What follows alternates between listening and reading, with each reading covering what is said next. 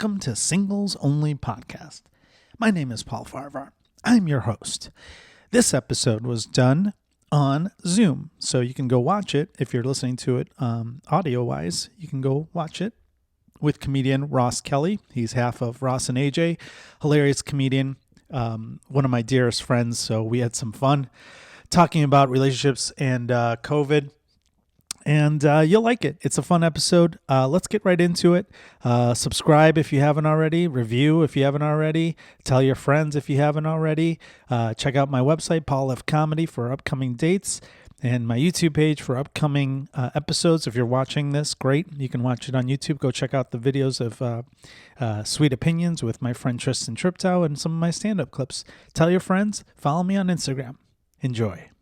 Oh, also, check out our sponsors. By now, you know that I'm a lawyer, right? Everyone does. And I don't really practice anymore, although I still have a license. But when I need a lawyer, and I do often need a lawyer, I contact my friend Scott Shapiro. If you're injured on the job or need compensation, you're entitled to payment for more than you know. A lot of times, companies will try to settle with you so you don't get a lawyer because they don't want you to know all the monies you're entitled to. Scott Shapiro has been helping injured workers for over 20 years. In addition, his firm handles multiple other cases, including personal injury cases and entertainment law issues. He has handled a lot of my entertainment stuff as well as those of guests on the show and listeners. So you need a lawyer, sure, you can consult me. But if you want a free consultation from the best,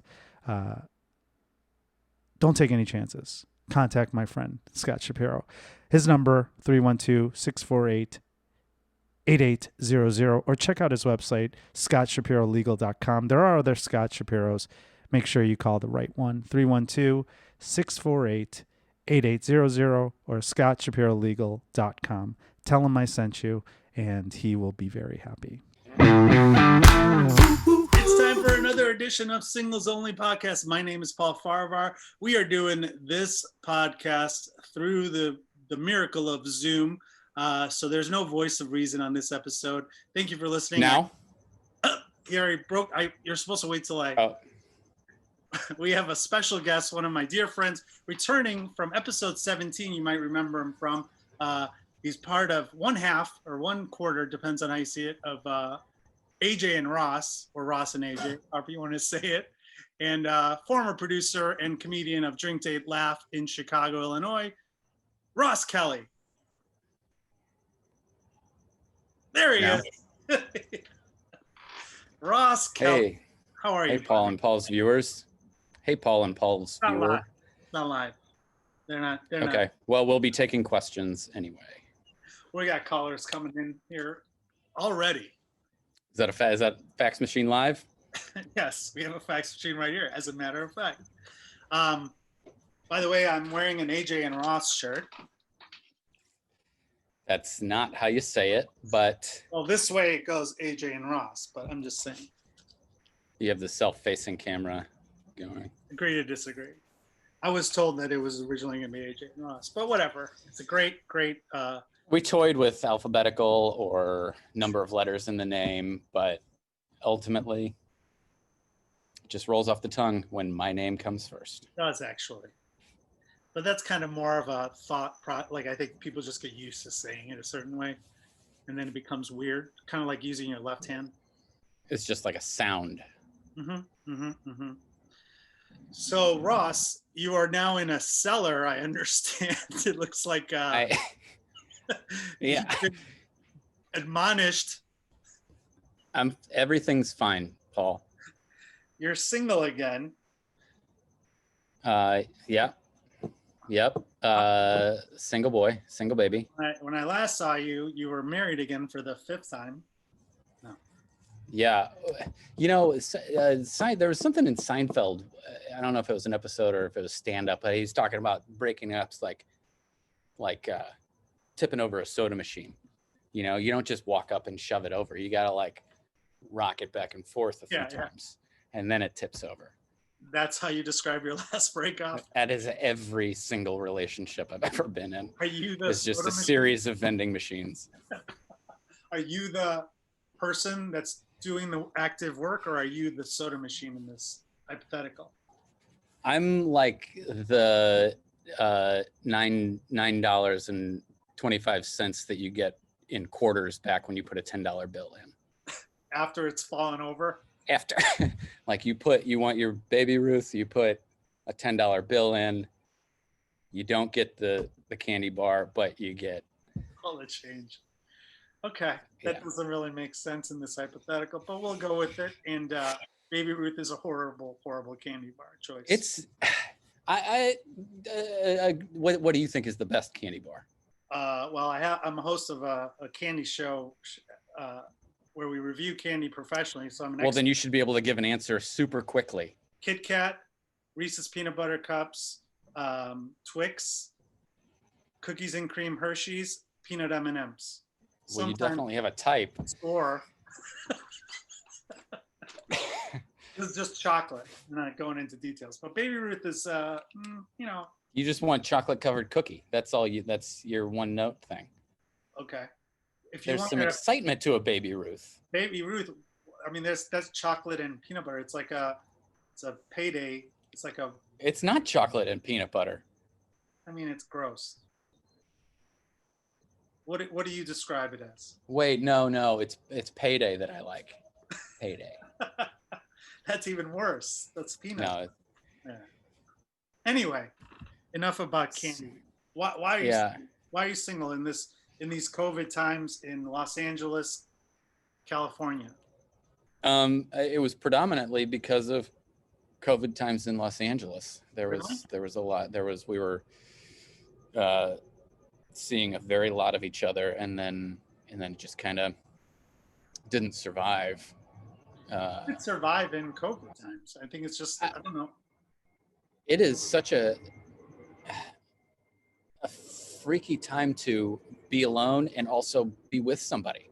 Like there's no, before you could get relief from either one, and now you have to choose one and just be in a fucking Mexican prison, like I currently am. I feel like you are in a Mexican prison, and that's a good hypothetical or a good analogy towards what it was like being in COVID times. So, yeah, and I am a guy that likes both of those things. Yeah, I enjoy solitude, but that also gets freaky. Yeah, I've been alone since I've been back from my show on a trips, and it's been like 48 hours where I haven't had any contact. But I'm like, it's not that bad. But then again, now I'm like on the third day. It's like I should probably get outside. Yeah. You start getting like weird aches, and your neck doesn't move right, and that's just age. I don't think that has anything to do. That's just you lean down to tie your shoe and you can't get back up. That's from being in a Mexican prison for too long. Well, man, I mean, just make me tie my shoe all day. I mean, it's hard in COVID times. It's like really. I mean, who can make it? I mean, that Jack guy from the Titanic and his girl. Like, if they survived the Titanic, they wouldn't make it in COVID. Like, I think there's one type of person that makes it, and that's my parents, whose lives literally didn't change at all. That's true. They've been practicing this for 12 years. Yeah. And are together all the time, but they always were. But now they're trapped. It's like, you're right. Like, they're ready for it. But they have a codependency. I feel like parents have a codependency. No? Oh, big time. I think like 15, 20 years ago, I would have suggested that my parents get a divorce. Oh yeah. and now I'm like, you need each other. It's funny you say that because my father's been having health issues, and I always used to say on the podcast for the first 200 episodes on the show, I would be like, my parents should have been divorced years ago. But now I'm like, as a person who's anti-marriage, I'm like, I see the benefit to having someone. They need each other. There's like a codependency where they each provide different things to the relationship. So there is that growth in COVID, which is Let me ask you this question. You're anti-marriage. You're probably yes, not going to have kids, right? yes. Um, Same here. I'm not Uh, anti-marriage. I'm not a fan of it. But yeah, sure. Okay. Fair enough. It's not for you. right. It can be for other people. Right. But the number one thing that people ask me that does actually kind of rub up against me in a bad way is the like when you're elderly. How does it end? Yeah. Does that You know, scare you? that's something I talked about with my therapist when I had one, and I thought about it, and it's like, you have like your nieces and nephews. I have nieces and nephews that I hope that I'm really nice to now. So I'm hoping they're gonna remember those days I took them to get paydays and Baby Ruth candy Oh bar. yeah, But and Boston baked beans. oh, we have that Hold episode. out your paws. We have that episode coming up on Sweet Opinions.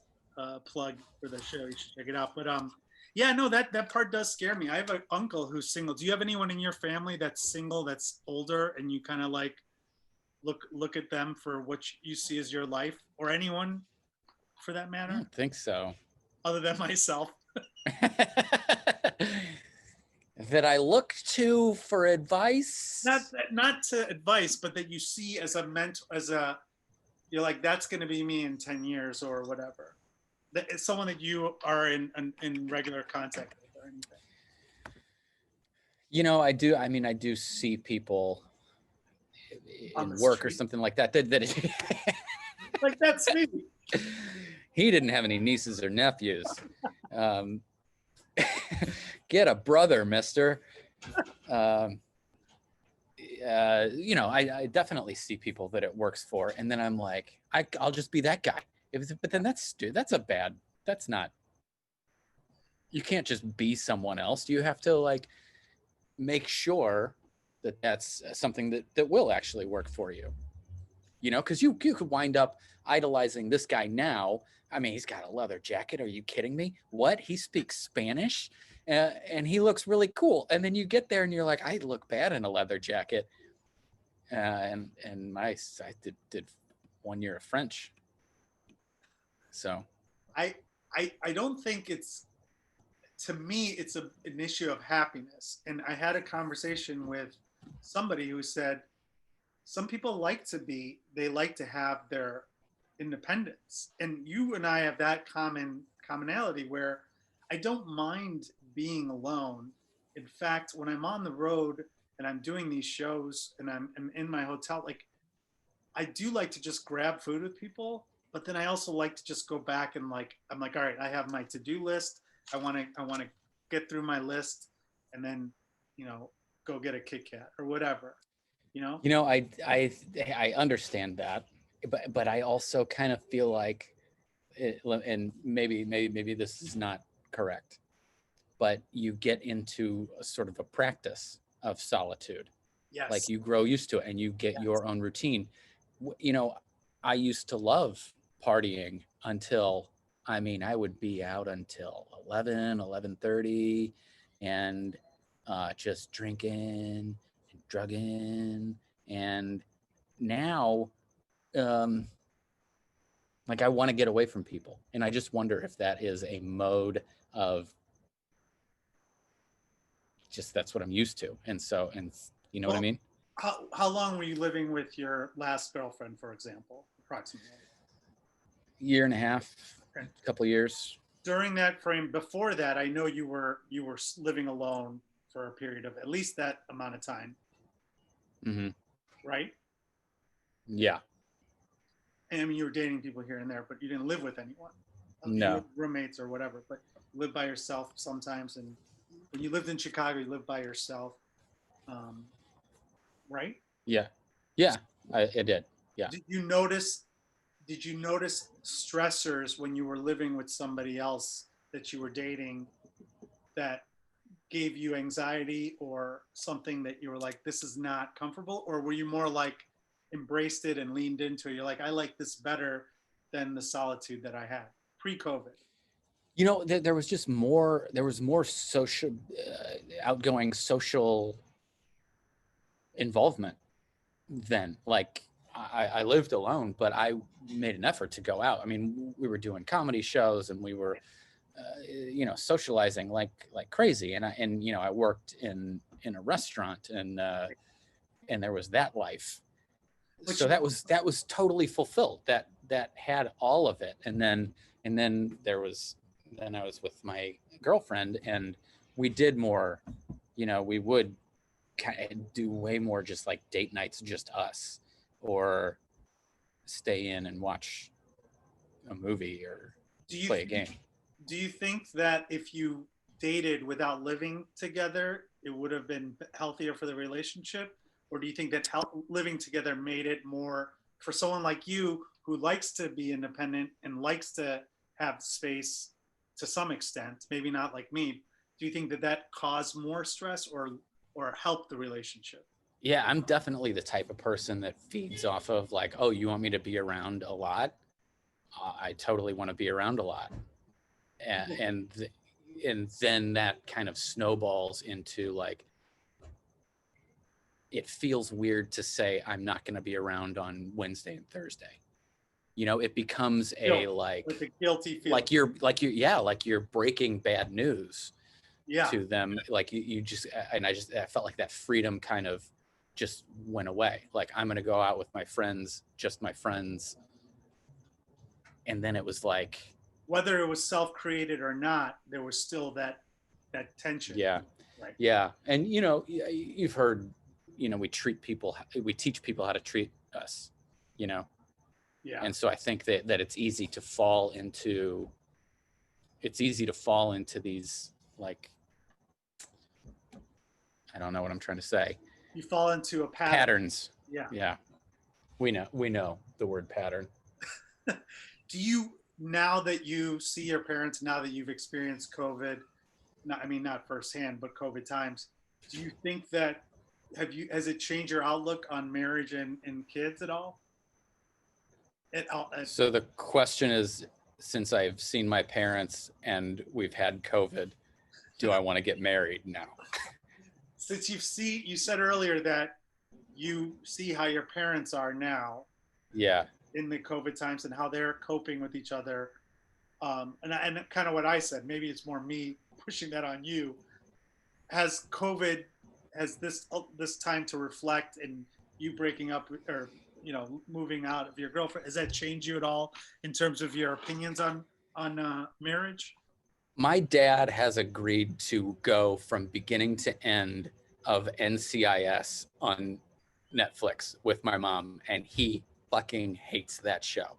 And so watching I guess no. I guess the answer is no. Watching it, like, she loves it. That's an hour. Watched it all the time. Yeah. Well, it's on Netflix, so it's only 40 something minutes. But okay, there's like 20 seasons, right?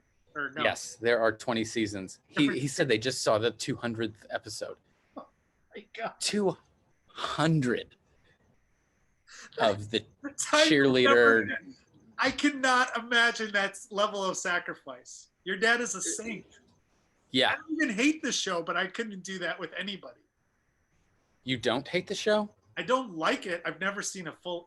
I've seen one episode only because my song, one of the songs that I played on licensed, I wanted to see it, and I hated this. I just wanted to hear my song. Like I was like, wait, did you get royalties from NCIS? Yeah, I still get royalties from it.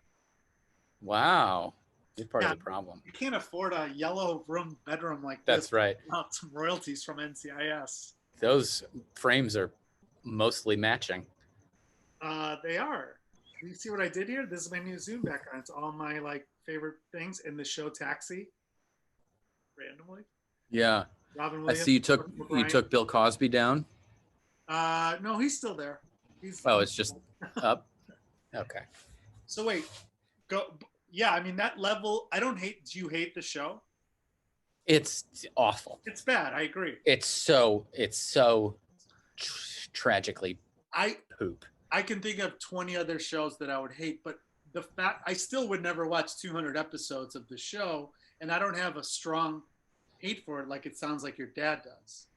and he's doing that. So that's like, can you ever do that? Can you do 200 episodes of NCIS? Or Two and a Half I Men mean, would be my show. Two and a Half Men would be a show that I can't sit 22 minutes in. have you seen that kid? Have you seen what he turned into? Like is he an adult now? Yeah, he left the show because he found God. He found Jesus. Oh, okay. And he's like denounced Hollywood and everything that was on that show. And he looks like he's got like a weird beard. He's like a youth he looks like a youth counselor, like a Bible camp youth minister. Okay. Yeah. So anyway, that would be my show. And no, I would never. I couldn't watch. I would just be like, that would be my own Mexican prison, like you're living in right now. yeah, no, I would rather just watch. I would rather never watch anything again than have to go. So it hasn't changed you, is what you're saying? Like, short answer, negative. But I mean, when you live with somebody for a period of time, you have to often make sacrifices. You talked about your own personal, trying to be a people pleaser in a sense where you don't want to break bad news that you're going out with your friends or whatever. Are there other situations where you learn from living? You've lived with women before. I mean, this isn't your first. Yeah, I have two other times. And those ended similarly with the soda. Violently. House fires, both of them. Nice, yeah. Those ended, I guess not great. Yeah. I was young. But what's the question? Where am I going with that? You've lived with people before, so there wasn't like some crazy surprise in a, like a breach to the system because you knew. No. And you know what? We weren't like even on the same lease. I just pretty much stayed at her house. Yeah. Every day, which was, by the way, a studio apartment. Oh dear God! No way that survives in COVID. Yeah, and in the beginning, like we were diligent, but we were like bleaching. She was washing fruit and vegetables with soap. Yeah, my parents still do that. Yeah. Sure. Oh, they still do it. They're like, wow. They didn't get the memo that it's air, but I just let them do it. I'm like, yeah, it sounds good.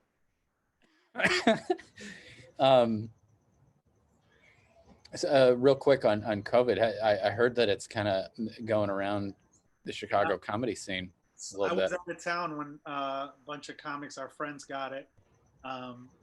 But I wonder if I would have got it if I stayed in town. But luckily, I was in a COVID denying state of Arizona, so it didn't affect me.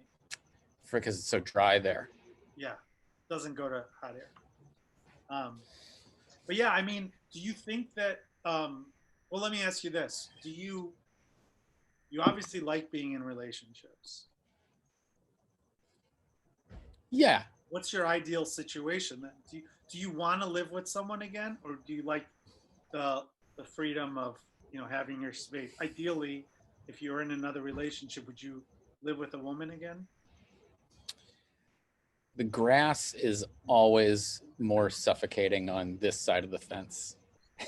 The grass is always just way too tall to breathe on this side of the fence. You know what I mean? So what's the answer? I don't know. That's the thing. Like I'm in a relationship, and then it's like I want to be leather jacket Spanish speaking guy, and I would be so much happier. The guy who's by himself. Yeah. Yeah.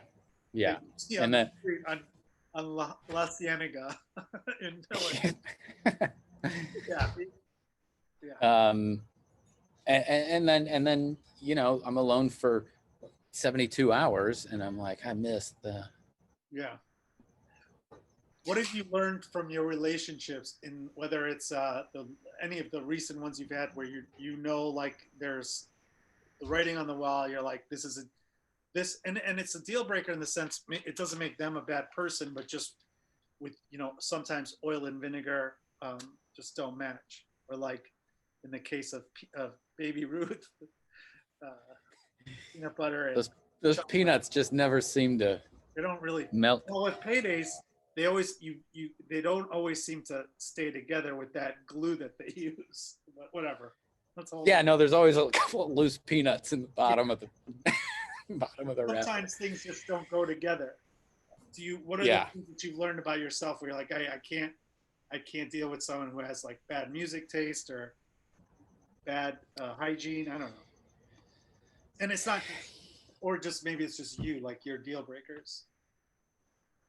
You know, I think we all know what we like and don't like, you know, and I think that in the beginning of when you're getting to know somebody, you tend to be real forgiving. Like, oh, I can live with that trait. And so I think that what I've learned is that in the future to just be more honest about letting something just be like, that's who they are and I need to let them go. So you confront the issues more now than you did when you were like 25 or something? Yeah. And how do you go about doing that? You just or just in a text? No, depends. First date, it's like, had a good time, but I'm getting deployed. And I won't, it's not fair to you because I'm going into some pretty dangerous situations and I don't want to put you through that stress. So for me, I've learned, you say you kind of know yourself, but to me, I don't think that's accurate. I think that I've learned more as you get older, you have less patience for, you know, when I was younger, and I talk about it on stage now where your dick runs your life and you're just like, yeah, sure. Like you'll just say yes to anything to get laid or to have companionship. But now it's like, I rather have someone that I'm like, that I want to talk to rather than just physically attracted to, if that makes sense. I guess that's the kind of the, like, there's two things that are kind of, but should I be writing shit down too? Or what are you doing? No, I'm doing a crossword puzzle. Okay, cool. Because mine are digital. So yeah, there's also this, like, what if this is the last person that ever likes me romantically? Oh, really? Okay. And so I think that there's a lot of like, you like me? Okay, I'll try to make this work. Wow. I never, you know, I'm just too narcissistic. I just assume everyone likes me. No, you should try out this low self-esteem thing. It'll get you into some situations. Have you gone on any, I mean, we had Joe Quazala on the show a couple of years ago, and still one of my favorite episodes other than yours. And Episode 17. He talked about some of his dates in LA. Have you had any experiences out there where just like, this is not happening, where you're like, that? Yeah, there was one, she showed up and she was a good 6 inches taller than me. And then, and which, you know, hey, that whatever, but it was like, because have you ever dated someone that was significantly taller than you? I dated this girl in college and she was 6'2". I'm 5'10". And I'm 5'10". I'm taller than you. No, I'm 5'10". You're not taller than me. Yes, I am. Yeah, no, I wear bigger shoes than you and I'm taller. Okay. So she was 6'2", you're 5'9". Yeah. See? Look. You're sitting on a toilet in a Mexican prison. See? Really... Okay. I'm sitting on someone's lap who's sitting on the toilet. So thank you very much. You dated someone taller. Okay. Yeah, and we were around a bonfire at a party, and she had gone to the bathroom, and she came back out, and she big spooned me, and everyone at the campfire, I swear, like the music stopped, and everyone just looked, and I was like, yes, done, we're done. This isn't gonna. So you can't. Girl was 6 inches shorter than you. Oh, you were just joking. That's probably part of that low self-esteem thing that I was talking about as well. Anyway, she showed up. She was like probably 6'4" or something. Oh, and then taller than me. But then she was like, hey, at the bartender. Oh, snappy. Yeah. Like fucking just a dickhole. Yeah. So we finished our drinks. Like she did that, and I was like, I'm gonna finish this drink and I'm gonna leave. You said that? Oh, that's great. Yeah. It's hard to do. Yeah. You feel free to leave if you want, but I'm not sticking around because that was shitty. Oh, you called her out on that thing. Yes. Yeah. What did she say? Correct. She said, "Oh, you know what?" She said, "I used to be a bartender, so." And I was like, "That should be like why you're nice to bartenders." Nobody that's been a bartender would do that, unless she knew the guy. No, that wasn't the case. Or girl. Yeah, that's yeah. People that are rude to like servers and shit. That's always or like if they have a really complicated order, that kind of turns me off too. And and I mean, I think I said this in episode 17, but when you're meeting someone on a first date, that is the nicest that they are ever going to be. True. You know what I mean? Impression, correct. Like they're making their best impression, hopefully. See, I don't do that. I go in as a complete ass. I'm like, if you see me at my worst, we're going to be fine. Like, I just go in like. What a smart idea. But that goes to the self-importance, I just assume. The narcissism and yeah. Nice. Have you ever brought in like the first 2 times that you're meeting someone, has that ever been at one of your shows? You understand what I'm saying? Like the first or second date is my show performing. Yeah. When I was younger, I would do that, but I don't do that anymore. I find that if I say, hey, someone came to a show, they're like, I'm gonna come to your show and then we'll go out. I'm like, okay, but just so you know, like that's not the date. Like I'm not, you can come to your show, bring your friends, but I'm not like that's work. I don't come to your office and be like I don't like that. I won't do that. But when I was younger, when I first started comedy, I would do that a lot. And I'd be like, what's up? Yeah. Like, come check out my set. Come shut it up. But like I always try, I don't do that anymore. Yeah. In fact, even when I've been dating, so unless I've been dating for a while, I don't feel comfortable with that. Why did you do that? No, that was always like an intimate thing, like kissing on the mouth. This thing that I do in public for free into a microphone. Was somehow intimate. I don't do public displays of affection either. If someone on a date like tries to kiss me or like hold my hand, I'm just like, whoa. I don't, especially now with COVID, now I have an excuse, but as a COVID person, as COVID happening, like it's helped me as a germaphobe, like where I'm like, I don't have to hug people anymore or, touch people. Yeah. Private displays of affection.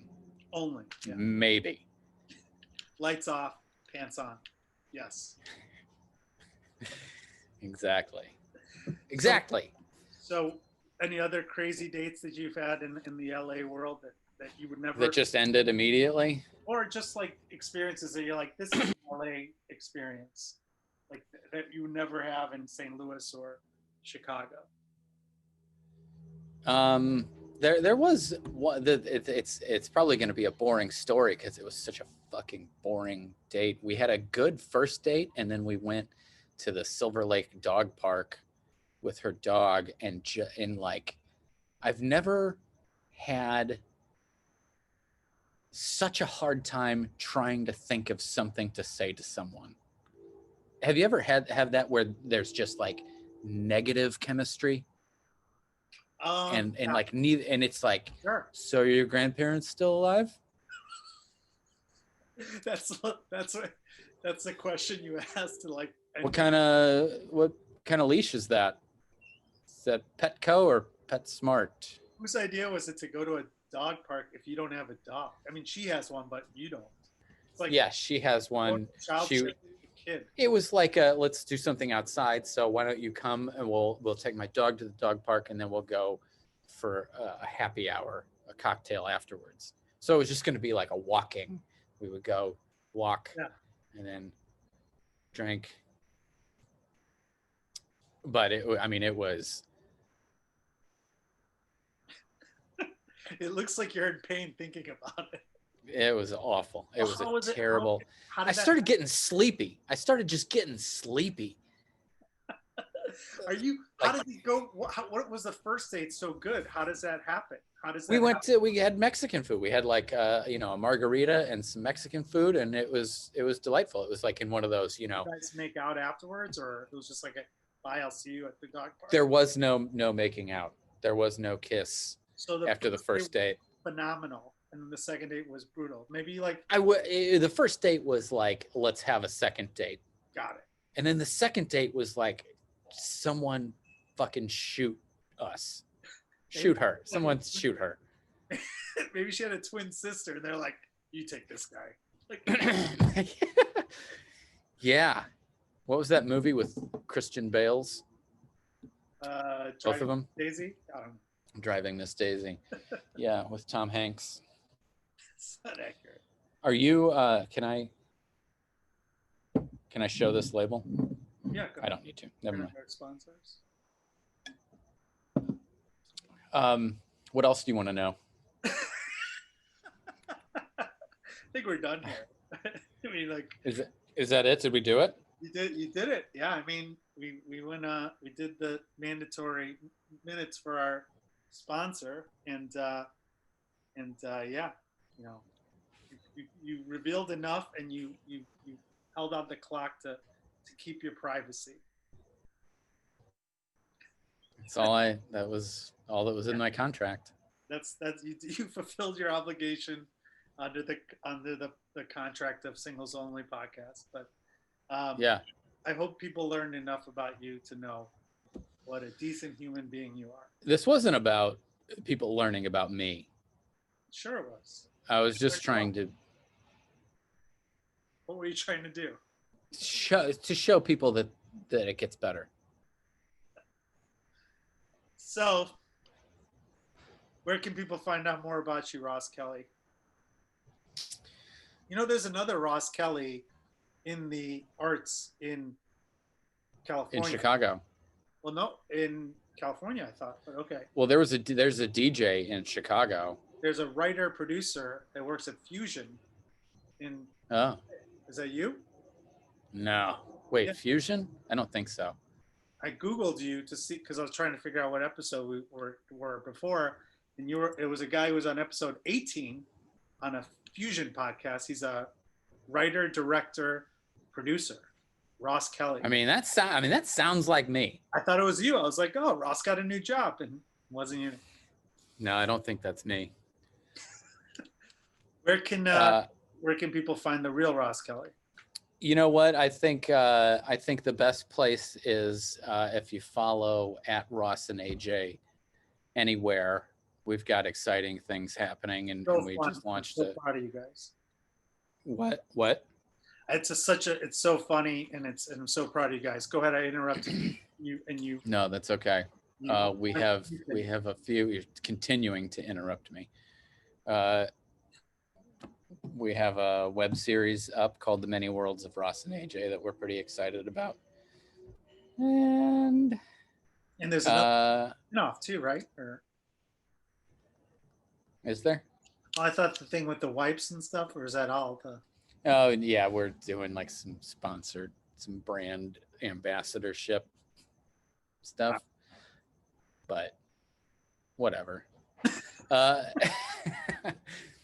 All right. yeah, Ross and AJ, and we're working on a website now, and that's it. Shirts too. People can get. And we have shirts on Anxious and Angry, and they're gonna have anxiousandangry.com. We have shirts, and there's stickers. We're working on stickers now. Yeah, they're great shirts, great material.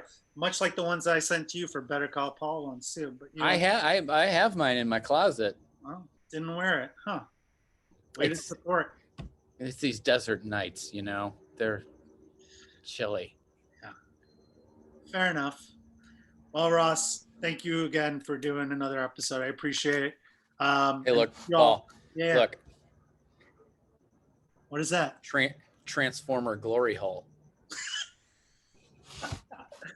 For those of the people who are just listening, they're not going to be able to see it, but they can watch it on YouTube. Go see the Transformer glory hole in the Zoom episode on YouTube, and check out Singles Only podcast.